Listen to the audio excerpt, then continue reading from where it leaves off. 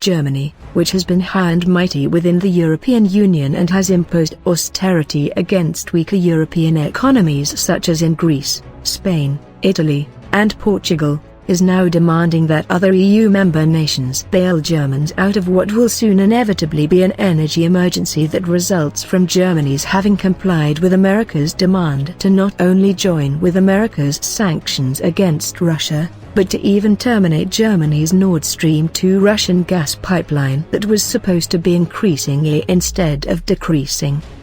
Russia's natural gas supplies to Europe. Germany was, until recently, the industrial motor of the EU, and therefore has the most to lose from reduced and far costlier energy supplies, but this has now happened, and will escalate in the coming winter. As those energy supplies get reduced, energy prices will rise, then soar, and Germany's economy will get crushed.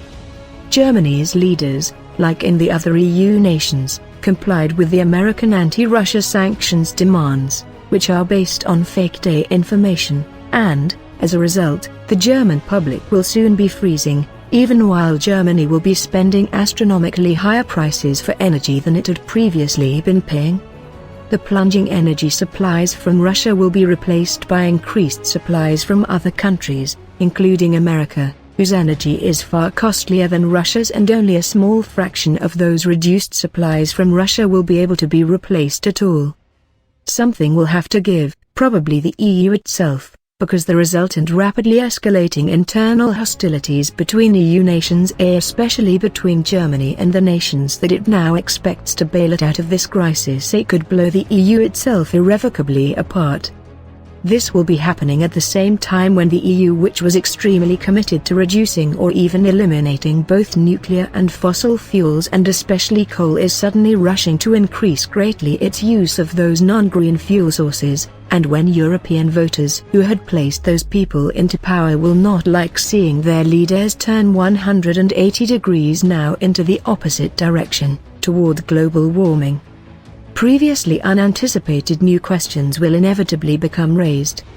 Furthermore, the transitions back to fossil fuels can't even possibly be done as fast as Europe's leaders are promising, and, as a consequence, not only will Europeans be chilling out and shivering during this coming winter, but their leaders will have a lot of explaining to do that can't be explained except by admitting that they had been wrong, terribly wrong and unprepared, and this undeniable fact will cause political chaos, as the mutual recriminations about their multiple failures will embitter Europeans about the entire EU project, the project of creating one single incomprehensibly bureaucratic US satellite European mega-nation, the European Union, that is composed of virtually all European nations. Nostalgia about the past, of beautiful independent European nations, and bitterness about the future, of North versus South in Europe, will take over, weakening the EU's fabric, and bringing into question the entire post-World War II cross-Atlantic alliance, both America's NATO and its political twin, the US-dominated EU and its thousands of American servants in Brussels.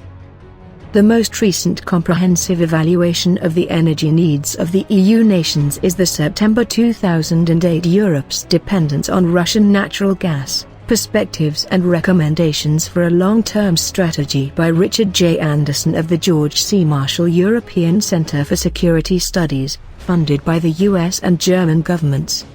It made clear that the lowest cost and fastest growing fuel in Europe was pipelined natural gas from Russia, and that this was especially so regarding electricity production, industrial uses, and chemical feedstocks for plastics.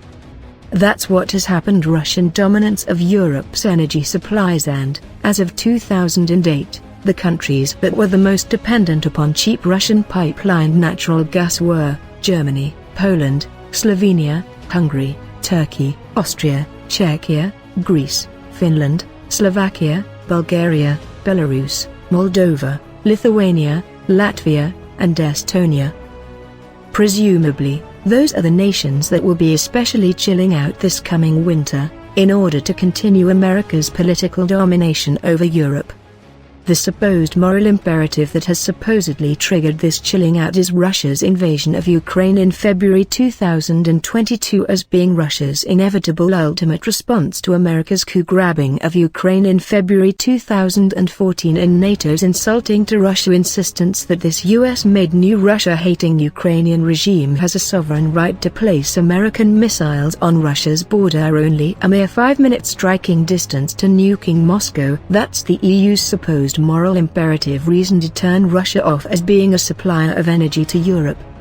But, as a result of turning off Russia's energy spigots in Europe, the EU itself might become destroyed, and a mere has-been economically, culturally, industrially, and otherwise, just so that Europe will remain as being vassal nations to America, instead of to become what it always should have been, and naturally would have been the radiant glory of the world's largest continent, Eurasia, a Europe that includes Russia, instead of that endangers Russia.